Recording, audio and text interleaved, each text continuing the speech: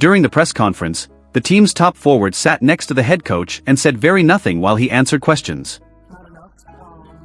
When we were up into the ball pressure, and I thought we got some really good things on the defensive end.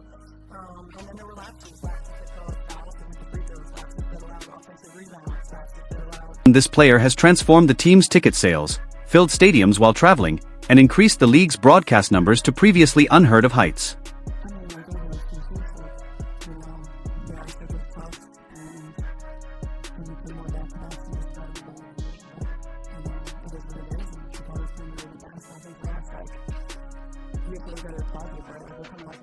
She only gave brief, careful answers at that press table. The obvious gap between the coach and his finest player revealed something more than a single bad night for a team already suffering with back-to-back defeats. In professional sports, losses do occur. Teams have chilly spells, travel reduces rosters, and timetables become challenging in ways that are challenging to accommodate. On their own, 2 straight losses, first to the Dallas Wings and then to the New York Liberty, would not be noteworthy. The way the offense worked, or didn't work, around the team's most prolific player was more noteworthy than just the outcomes. It was not necessary for opposing coaches to create unconventional defensive schemes or conceal their coverages. The other team's post-game remarks indicate that their strategy needed little modification. Because Indiana's top scorer was already being constrained by their own offensive scheme before the defense had to take any action. The tactical approach presented legitimate concerns when considering the actual evolution of assets. The offense shifted away from the player, who has forced opposition coaches to reinvent new schemes and pull defenses well beyond the three-point line. Touches were less often, and when they did occur, it was usually late in the shot clock, long after the defense had set and rotated. While possessions went via Kelsey Mitchell and through interior setups that relied more on post touches than perimeter creation, she stood along the perimeter for extended periods of time, waiting for kick-out opportunities that seldom occurred. In contrast to the tempo and spacing that had characterized the club earlier in the season, the result was an offense that occasionally appeared unfamiliar. Players on the other side were open about how little preparation they needed. A defense's unhesitating explanation that it didn't need to plan anything exceptional because the other team's system took care of everything speaks volumes about the coaching style. On defense, teams packed the interior, put pressure on the player who started the offense, and allowed the remainder of the possession to stall out on its own. The ball's motion slowed. Throughout parts of the season, pace had been one of Indiana's distinguishing characteristics, but it significantly declined. There were very few of the transition opportunities that had fueled many of the team's previous victories. It's also important to recognize the wider difference between this player's contributions to the team off the court and her usage on it. Her participation has been directly linked to a dramatic increase in ticket sales, national television interest, and merchandising sales, all of which have quickly changed the franchise's financial situation. Businesses in the vicinity of the arena have noted significant increases linked to game days. On the court, however, the offense has occasionally treated her less as the focal point her output and effect would imply she should be and more as a role player searching for openings within a plotting half-court scheme. It is challenging to attribute the discrepancy between her contribution to the team and her position in the offense to straightforward game strategy. It was more difficult to overlook the divergence after the news conference. The coaching staff was questioned by reporters about defensive lapses, missed rotations, and a lack of urgency in securing boards and contesting shots. Instead, a large portion of the answer was devoted to commending bench players for remaining ready and prepared when called upon. It's common for post-game discussion to acknowledge bench contributions. However, focusing the majority of the response on secondary contributors appears to be a dodge of the more urgent problem when the team's main offensive engine is sitting a few feet away, clearly frustrated. More was shown by the lack of a clear explanation for the offense's decision to move away from its most productive player than by any broad admission that it needed to be more reliable on the court. Throughout, the tension was evident. The defensive rotations failed. On simple cuts to the basket, defenders were defeated. Additionally, opportunities for open transitions were squandered due to hurried shot attempts or unintentional turnovers.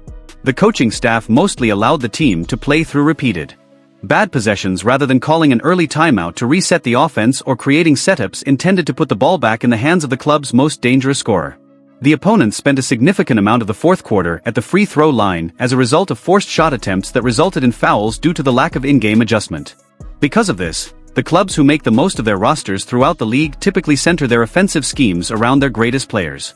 They design constant off-ball movement so that their top scorer touches the ball in areas where she can do damage, drive pace to generate advantages before the defense can set, then screen aggressively to free up that player. In contrast, Indiana's recent strategy has made it comparatively easy for opponents to scout the offense. An isolated mid-range attempt or a driving lane congested by help defenders with few exits available on the perimeter usually ensue if a defense can push the ball away from the primary initiator early in a possession. The relationship between the coaching staff and the team's most significant player has come up again in the league as a result of these two defeats. It frequently indicates frustration that has not been properly resolved behind the scenes when a star athlete exhibits obvious disengagement during formal media availability, choosing succinct, uncommitted responses over the kind of measured public reaction most players are coached to deliver. The front office will eventually have to consider if the current strategy is viable for the path they want the team to follow if the coaching staff keeps up a system that restricts its most prized commodity. The main problem with the current method is that it departs from what made this team successful in the first part of the year. Slower, more mechanical half-court possessions have taken the role of fast break opportunities, the gravity created by a player who can draw defenders far beyond the three-point line, and quick connected passing in transition. This change has an impact on more than just individual scoring figures. The entire roster's energy is altered. Overall efficiency tends to decrease when role players are required to take on primary creation tasks that are outside of their skill sets. Basic physical pressure and disciplined placement make it easier to contain a team that was challenging to defend due to its pace and unpredictable nature. There isn't much respite in the upcoming schedule. In order to solve the fundamental problems that have emerged during the last two games, Indiana has a challenging schedule of games, including back-to-back away games with little practice time. While certain performance fluctuations may be explained by travel fatigue or a constrained schedule, the offense's deeper pattern cannot be explained.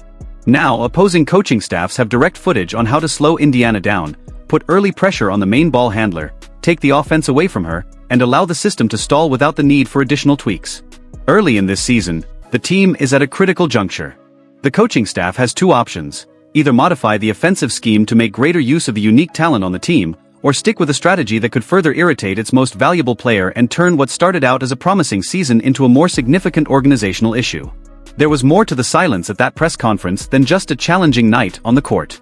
Whether this period was a brief setback or the beginning of a longer-term dispute between the coaching staff and the player who is the foundation of the club's future will depend on how the team reacts in the upcoming games. The indicators are difficult to ignore for people who read the body language instead of the box score. After carrying a franchise's business model for 2 seasons, a player doesn't go silent for no apparent reason. At the very least, it is worthwhile to inquire as to whether the locker room is already aware of the frustration that is bubbling beneath that press table. And the front desk has not yet responded. None of this takes place in a vacuum. Every young celebrity who transforms a franchise's financial situation soon finds that her tolerance for underutilization is put to the test.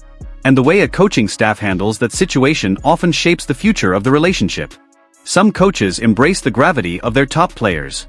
Others, whether due to habit, obstinacy, or a sincere belief in system basketball, oppose focusing on a single individual even when that individual is obviously the driving force. Although it's still unclear which category this employee fits under, the trend from these 2 losses at least begs the question.